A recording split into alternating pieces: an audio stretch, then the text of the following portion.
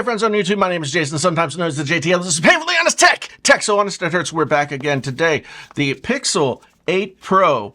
Pixel 8 Pro. The Pixel 8 Pro. Pixel 8 Pro. Let's discuss and get it out of the box and see what it's all about, shall we? So, here we are getting it out of the box. We've got our little peely strips and another peely strip.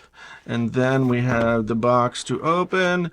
Box is so thin, so svelte, because they don't put any charger in there anymore. Here's the phone. Let's check out the other stuff. Of course, we've got our USB-C to USB-C charging cable. We have a SIM tool changer, and we have some Pixel Google help addresses here. So Pixel help, switch to Pixel, yada, yada, yada. You know what it's all about. All right, so let's take this stuff, and this is just some safety and regulatory guide with warranty for Pixel 8 Pro. Pixel 8 Pro. Pixel 8 Pro. We put all this stuff back in here. We put this back on. We take this over here. We make the garbage go away. Still see things in the picture. Oh, unprofessional. Now, we look at the phone itself. And as we see, it is a very nice matte black. Is it as nice as the Samsung matte black, the Phantom black? Is it as nice as the space black that we have on the iPhone? It's really hard to say, but it is very nice. We have a dark, misty gray band here in a chrome finish with three, count them 1, 2, 3 camera lenses in there. So we've got a 48 megapixel. And we've got, I think we got a telephoto in there, and we've got just a regular old camera lens in there.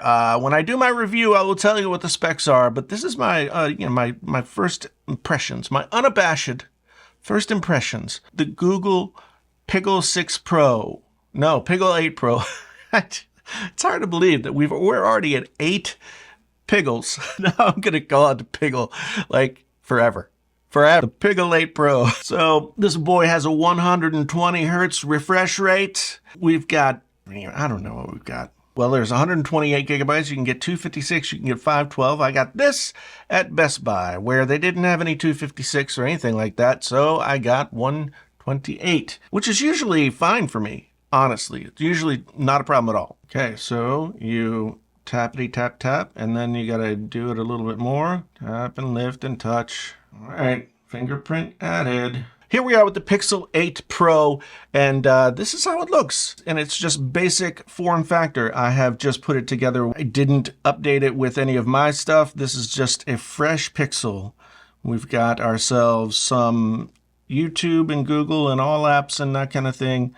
There's not much on here when you first fire it up, but then you got to go to, let me see here, to my apps and games.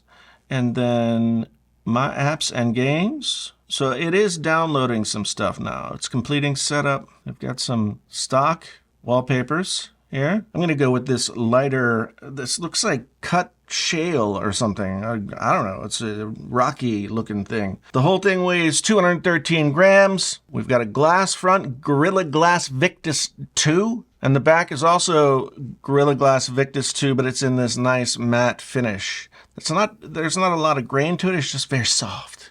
Doesn't pick up any fingerprints. I like it. IP68 water and dust resistance. 1600 nits regularly and 2400 nits of brightness, peak brightness. So this thing can burn your eyes out. Okay, it can burn your eyeballs straight out of your head if you get that peak brightness in the dark. So caveat emptor. 6.7-inch screen, and we got 1344 by 2992 pixels, around 489 pixels per inch. The old PPI, people. And of course, it has an always-on display, but you can set that up a bunch of ways. You can set it up a bunch of ways. Always-on means several things these days. We got Android 14 loaded onto this bad boy. Oh, look at that. Got it. We're viewing full screen. Look at that, people. You tap on the Android 14 once you're in the settings, and it gets you a little, like a spaceship going around planet Android. This has the Google Tensor 3. It's upgraded from the Tensor 4 and the 7 Pro and the Google pixel fold and all that kind of stuff. 4 nanometer process. That means that doesn't... 128 gigabytes of storage, 12 gigabytes of RAM on this one. You can go up to 256, 512, and 1 terabyte UFS 3 storage. 12 gigs of RAM is pretty standard these days for these flagshipy phones. And as we discussed before, we've got a triple threat here. We've got 1, 2, 3 camera lenses. That's a 50 megapixel f1.7, 25 millimeters, 2.8. That's the telephoto at 113 millimeters, and a 48 megapixel f2.0 ultra wide, dual flash, pixel shift, ultra HDR, panorama, best take, 4K 30, 4K 60, 1080p, 24, 30, 60, 120, 240. We've got gyroscopic image stabilization. We've got optical image stabilization and 10-bit HDR. The question is, can the video for the Pixel really hold up against something like, say, the iPhone 15? We'll find out about that a little bit later on. We've got Wi-Fi 6E, Wi-Fi 7 in this guy, Bluetooth 5.3, and of course all the GPS doodads that you could possibly want, as well as NFC, a blast from the past, and USB Type-C 3.2. Now, these stats don't tell me if we have video out. I want video out, but we don't know yet. We've got under-display fingerprint reader, pretty quick. Yeah, nice haptics. 30-watt wired charging, 50% in 30 minutes. Now, that's just how they advertised it. We don't know if it's going to get that yet, but it may. 23-watt wireless charging, nice. As well as the old reverse wireless charging, which if you use it, you can't use the phone, but still, it's there. 3 different colors for this. We've got Obsidian, like this guy. Porcelain is another color that we've seen before. And this year's special color is Bay, which is sort of a light blue. And they start at $999 for this 128 gigabyte model. So what do we want to know about the Pixel 8 Pro? The Pixel 8 Pro.